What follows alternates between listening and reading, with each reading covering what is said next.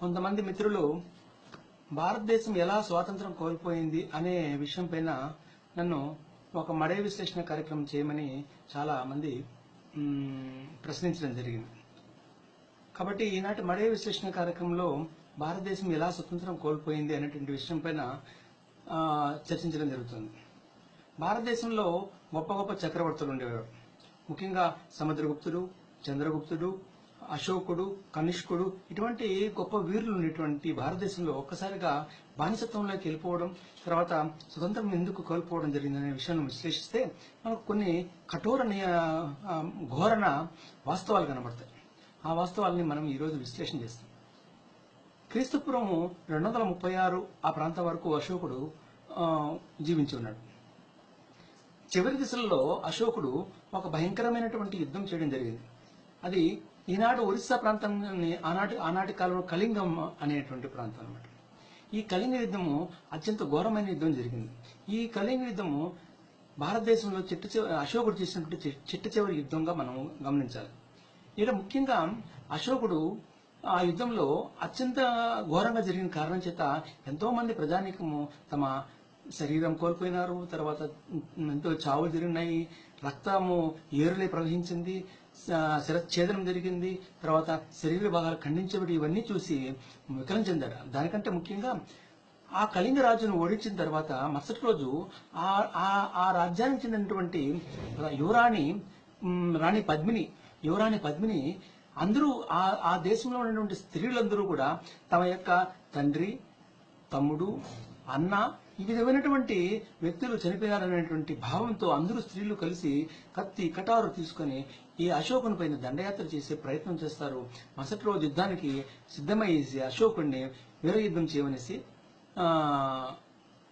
అశోకుడితో తలపడే ప్రయత్నం చేస్తారు. అశోకుడు వేదాల్లో నాకు చెప్పిన స్త్రీలపైన కత్తి యుద్ధం చేయరాదని, తర్వాత స్త్రీలను శిక్షించరాదని వేదం చెప్పింది కాబట్టి నేను ఎటువంటి పరిస్థితుల్లో యుద్ధం చేయని చెప్పేటువంటి పరిస్థితి ఏర్పడుతుంది.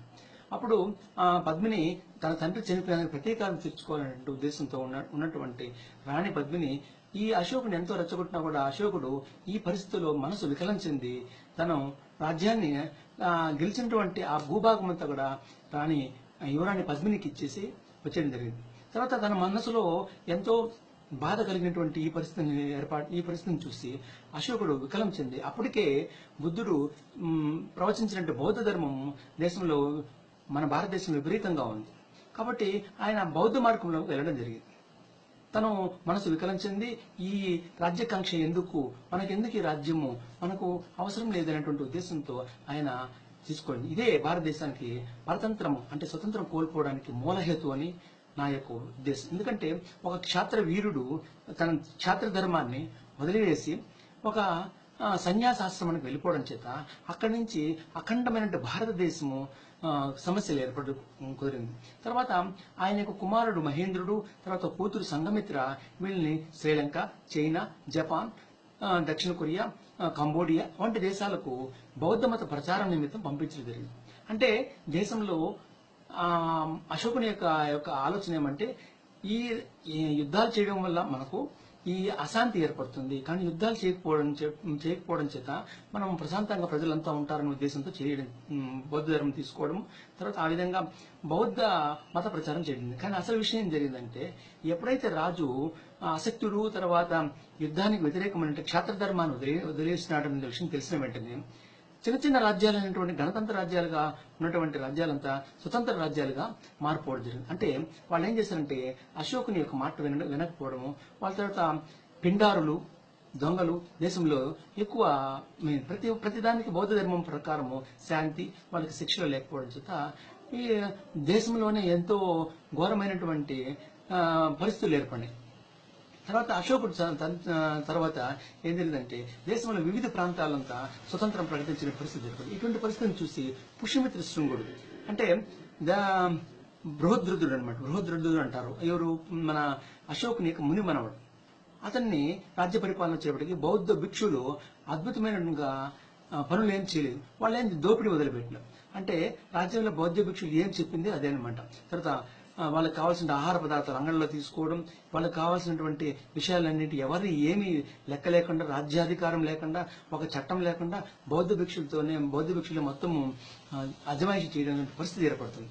అంటే రాజ్యంలో ఎక్కడ కానీ క్షాత్రధర్మం లేదు, క్షాత్రధర్మం లేకపోతే ఒక పద్ధతి లేదు, ఒక పరిపాలన లేదు, ఇటువంటి పరిస్థితుల్లో ఏర్పడింది. అప్పుడు ఆ బృహద్రథుడు యొక్క సైన్యాధిపతి అయినటువంటి ఒక బ్రాహ్మణుడు పుష్యమిత్ర శృంగుడు బృహద్రథుడిని నడి సభలో తల నరికి అతను రాజుగా తయారవుతాడు, రాజ్యాధికారం. ఇది ఒక పెద్ద మూలహేతువు జరుగుతుంది. తర్వాత అప్పటికే రాజ్యము వివిధ భాగాలుగా విడిపోయింది, చిన్న చిన్న ముక్కలుగా విడిపోయింది.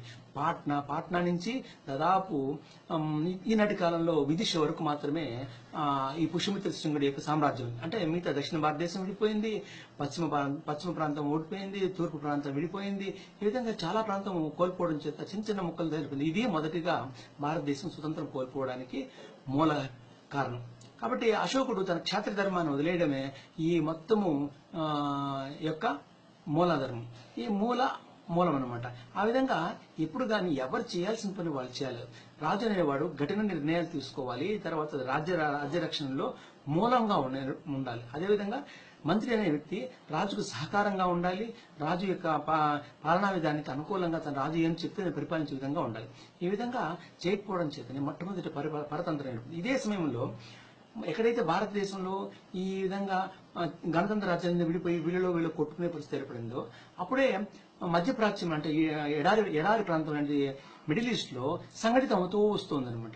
నిదానంగా కరెక్ట్ ఈ ప్రాంతంలోనే ఈ సమయంలోనే యేసు రావడం, తర్వాత మరి ఒక కొన్ని సంవత్సరాలకంతా యేసు ప్రభు వచ్చిన 750 సంవత్సరాలకు మహమ్మద్ రావడం, వీళ్ళు ఏం చేయడం జరిగిందంటే వీళ్ళు సంఘటితం చేసినారు. యేసు కూడా వాళ్ళు మత సిద్ధాంతం ప్రకారం సంఘటన చేస్తారు. అదే మన భారతదేశంలో వచ్చేటప్పటికి బౌద్ధ మతము తర్వాత వీటిని తీసుకోవడం చేత గణతంత్ర రాజ్యాలు విడిపోవడం అంటే విచ్ఛిన్నం జరుగుతుంది. అక్కడ ఏమిటి సంఘటితం జరుగుతుంది. వీళ్ళు ఎక్కడైతే సంఘటితం జరిగిందో వీళ్ళు దండయాత్రలు చేసి భారతదేశం పైన దండయాత్రలు 2 రకాలు వచ్చింది. మొదటి ఏమో ఇస్లాం దండయాత్ర, రెండోది ఏమో క్రైస్తవ మత మార్పులు బ్రిటిష్ వాళ్ళ ద్వారా జరిగింది. మొట్టమొదటి భారతదేశం పైన విదేశీ దండయాత్ర ఏదంటే సింధు ప్రాంతంలో దేబోల్ అనే పట్టణం పైన దాహిర్ రాజు ఉండేవాడు. ఇతను కూడా బ్రాహ్మణుడు.